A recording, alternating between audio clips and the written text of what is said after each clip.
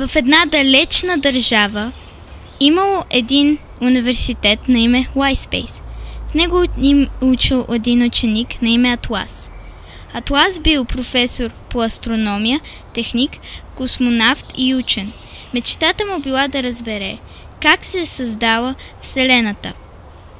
Той започнал да работи по машина на времето, с която може би щял да си отговори на въпросите.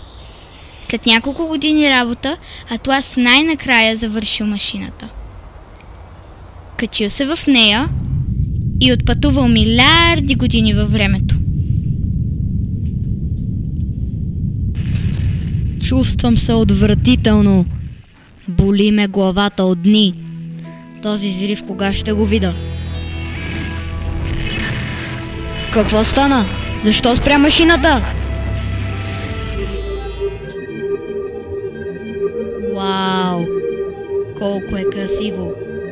Мале, това ще ме изпепели. Този метеорит почти ме учи. Сега да си отговоря как са се създали планетите. Сигурно, това е Земята. Какво става с нея?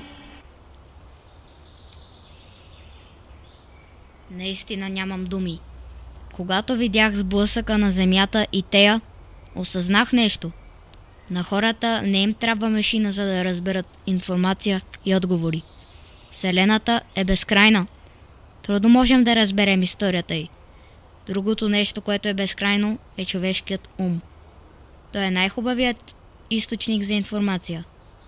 И всеки човек може да си представи Вселената, Земята, всички планети, галактики и звезди по свой собствен начин.